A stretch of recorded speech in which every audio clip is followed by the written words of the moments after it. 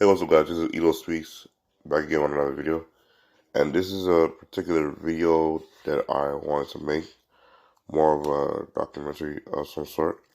Now, we all know that LeBron James is the topic of discussion based off the title, as you can see, and the reason for this particular video or volume, I will say, is in terms of his toxic fan base and how they operate around the NBA when it comes to the diehard NBA fans and casual NBA fans, because LeBron is the emitter of the toxicity around him. Everyone that deals with him from a basketball perspective is just a toxic situation all around, whether it comes to the fan base, the media, his teammates. All of them are affected by LeBron James in some type of way as regards to him. So when I say that LeBron James is toxic, I'm not particularly talking about him per se. I'm talking about the energy that he emits around him in terms of how he moves, the slick things he does behind the scenes that nobody's watching, and just overall NBA community and how it has to revolve around LeBron James and his narcissism. Now,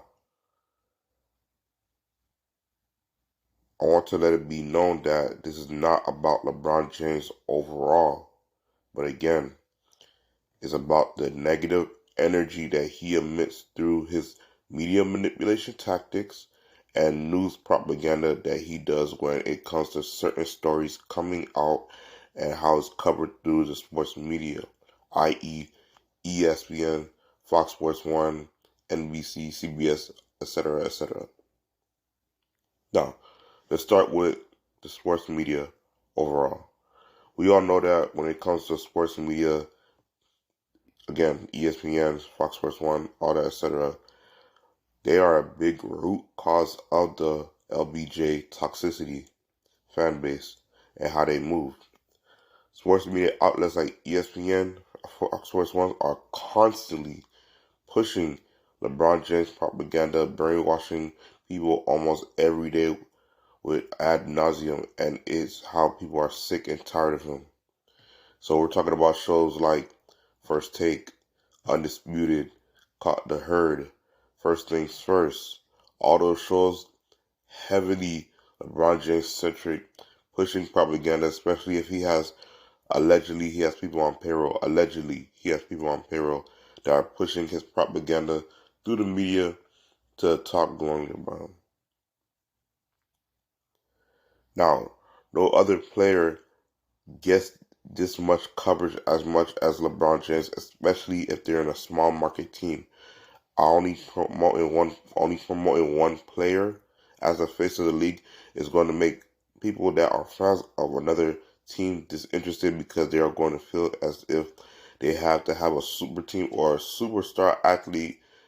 Then what their point of even going to the games or buying NBA League Pass to watch your favorite team get crushed by big market teams that has a superstar talent or super stacked roster. So again, when it comes to LeBron James overall, yes, I understand he's the face of the league. He is big market. He does draw a lot of eyeballs and attention. But again, when you keep pushing him over and over and over again, you don't push as much like your other talent. It's like, what's the point? I don't see that much coverage as regards to Giannis Antetokounmpo because he's in a small market in Milwaukee, but he's on a good team. They have a decent roster and they're able to compete in the playoffs. But again, he's not gonna get that much coverage because one, he's a foreigner. That's a whole another video. And then on two, he's in a small market town in Milwaukee. He's not in New York, Miami, Atlanta, Los Angeles, like the big market teams where there's a lot of media attention, you know, coastal areas. So, I'm gonna make a couple of side notes. These are just my personal opinions as regards to the overall tenor of this video. Now, my first side note: the reason why the NBA as a whole is not doing better than the NFL, MLS, and other sports major leagues, etc., is because they don't push the other stars in the league as much as it's always about LeBron and what teams he's on and what he to see if he could contend for a title this year, next year. For example, they're already talking about what LeBron James could do next year to try to contend for a title, blah blah. Can they get Kyrie Irving, etc. And it's tiresome, and I'm ready to move on from LeBron James' experience. It's been 20 years. He had a good run. I don't think he has that same effect that he used to carry a team or like lead a team to a championship because the team is being run through AD. He's the focal point of the team right now, but he's a good secondary piece to help probably win a title. But again, you have to promote your other star talent. If you don't, it's going to drive people away because there's people that are sick and tired of LeBron James. They're fatigued. They're LeBron James fatigued, especially with the constant media manipulation, propaganda, pushing this dude every single day, regardless of what he's doing. Even if he's not contending or in the playoffs, they're still talking about this dude. This dude could be out of the playoffs and they'll still bring up what will he do next season, how long will he be playing, can he keep playing like this at a high level, etc. And people are tired of it and they're done with it. They're ready to move on. They want new, fresh blood. They want new generational talent to come in and forge on legacies. Now, granted, don't get me wrong. He's a great athlete and a great basketball player. I think we as NBA fans are ready to see the next generation of talents forge their own legacies by winning talents and accolades. So again, I get to my next point. The topic regarding sports media. We already know LeBron James has media analysts sprinkled around the sports networks such as ESPN, Fox Sports 1, etc. I'm not going to go into names right now because I'm going to make a special type of video for the next volumes in terms of how each particular LeBron James fanboy is toxic in their own way. As regards to that, that's going to be like later on. But for right now, we're just going to be doing volume 1 for now. And I'll do those videos later down the line once multiple volumes comes out because of this LeBron James toxic fanboyism, I'll call it like that, is very insidious and is really multi-layered in terms of how things are perceived through the mass media. And what I mean by mass media, I mean articles, YouTube, Instagram, TikTok, etc. at all.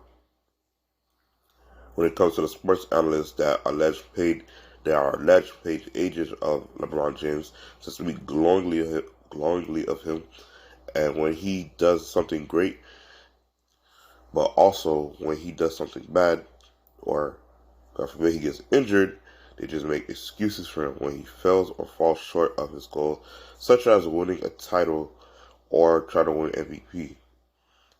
And those type of like talks or debate shows that does that, where they constantly deride LeBron James, make excuses for him, but if he drop a 30-point game or does something on a Tuesday beating up on the Toronto Raptors or something like that, they make him seem like he's the greatest thing since sliced bread, and it's kind of annoying. But I digress. He doesn't have any help. He never had a Hall of Fame head coach like Jordan did, which is not true. He's always facing super teams. He's carrying quote-unquote bums to the finals, etc., praising him while covering him from blame. Now, granted, LeBron James has had his fair share of criticism in sports media as well. I'll be honest with that when it comes to that. But for every one LeBron critic, there are two LeBron James fanboys to defend their quote-unquote king to the death in a debate.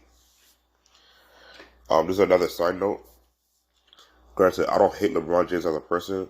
I don't even know the guy, and I'm pretty sure he doesn't know me. I'm just giving my perspective and opinion on how I see him and his toxic fan base and how they permeate through the NBA community, spewing nonsense, ignorance, verbally attacking people who don't bow down and worship LeBron James as some type of deity, and how they scream to the heavens how he's the greatest player of all time, or against MJ, and how they fight anybody who disagree. Also, they belittle and downplay elder great NBA great legends that came before LeBron James, calling them plumbers and mailmen, which is so disrespectful for guys who paved the way for players like LeBron to be successful as he is today. So when LeBron James fanboys disrespect those guys, I just shake my head in disgust seeing all that, having to pull an all-time great down just to prop up LeBron James is shameful, to say the least. Now, when I go into my next point, to end this volume series, I want to reiterate that LeBron James is the root cause and the origin point of the toxicity around him and his fan base. All the bad things that come with it throughout the NBA community. I know that even in year 20, LeBron James is still one of the biggest names in the league right now, but the shenanigans and foolishness that come with LeBron James is like a big circus because of the heavy media coverage when it comes to sports analysts. The beat writers and the worst of all, the fanboys are constantly praising this dude for his mediocrity every time he does something that don't matter in the grand scheme of things outside of short of winning an NBA title. This is just the tip of the iceberg of LeBron James and his toxic fan base and how they move through the NBA community. And my last side note for this video, again, I'm not saying that every LeBron James fanboy is toxic. There are some cool, chill people who are fans of LeBron James that are genuinely fans of LeBron James that, wherever he go, they go. They're just fans of the player. I have no problem with that. They are not toxic and obnoxious as some of the people that, I've had interactions with. I have some chill, cool conversations while talking to them. Some of them are close friends of mine. And we had cordial debates with who's the best player of all time. LeBron James, Michael Jordan, Kobe, Kareem Abdul-Jabbar, etc. But there are far few between the vast majority of the die-hard toxic fanboys, whether it's sports media, social media, or just talking about basketball to everyday sports fan. Most of LeBron James fandom is toxic. And I want to end the video right there because that's just volume 1 of LeBron James' fan base is toxic and how it permeates throughout the NBA media. And I'm going to be making multiple volumes of why his fan base is toxic. Each video is going to be breaking down different levels of his toxic fan base and his origin part of how it starts with him moving on over to other people, fans, etc. So that's all for my video. This is Ito Speaks. Sign off. Peace.